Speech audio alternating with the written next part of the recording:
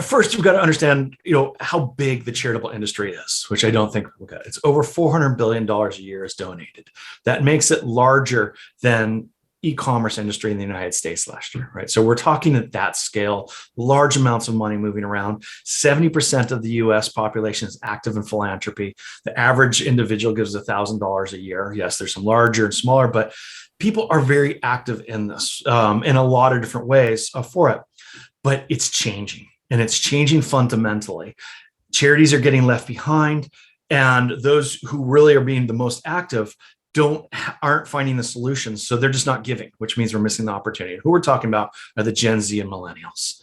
They look at giving as part of, being philanthropic as part of their DNA, right? It's their purpose. And they're very social about it, like they are with almost everything else for it. And that's not the way fundraising charitable giving has been done in the past. It's been much more corporate, to hire individuals, golf tournaments, direct mail, right? There's a disconnect, but also individuals really prefer to give to specific causes, right? They don't want to give to a branded name. They want to give to a specific campaign, help that school, save that dog, right? It's become very micro and very hyper targeted for it, which really requires a different type of a look at it. So we've got this giant $4 billion industry, highly fragmented, loads of friction because of the donors and all of here, and then all the individuals and trying to connect it, which means just waste, an opportunity, a natural place for a technology platform to come together. And that's where giving came into play, which is we connect people, employers, brands, and nonprofits on purpose with a charitable savings account, a tax-deductible crowdfunding, and a gamified social platform. So we combine both a financial and a fintech infrastructure with the social enablement that happens around charitable giving and the gamification that is how and people want to give, particularly the younger generations. And of course, it has to be appified. That is the younger generation. If it's not an app, they're not going to do it. And if they can't share it with their social media and they can't do it on TikTok and Snap, you've disconnected. So we're integrated all of those for it. But we also realize that you've got to integrate deep into people's lives where their disposable income is, which is payroll and their financial institutions. So we've got a full workplace giving program that we let employers roll out for free, to offer to their employees to give them a high level, high quality employer benefit program, but we get the customers, right? So it lowers our cost of customer acquisition, gives us on-ramp to customers.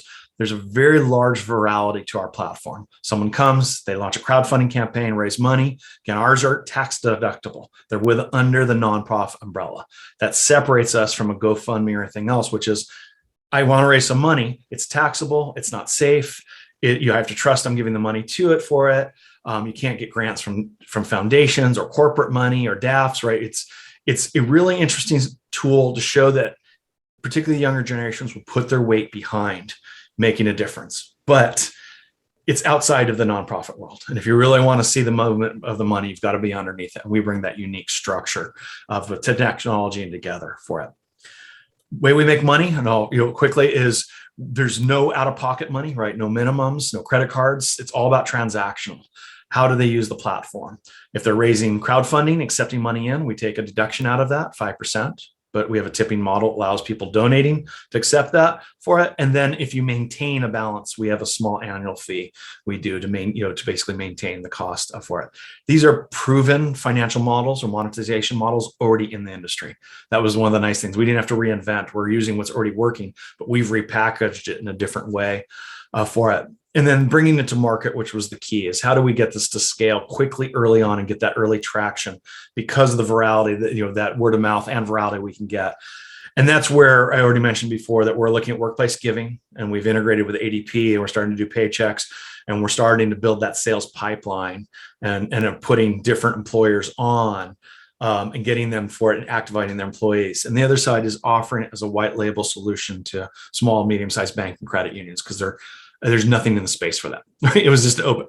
These are both markets I had sold to, so I already knew how to access them and knew that where the pains were to solve it and the value proposition for us to enter with them. And then, of course, they have to expose their customers or their employees to it is a double value proposition that aligns. And that's the key with any B2B2C channel play that we're doing for it.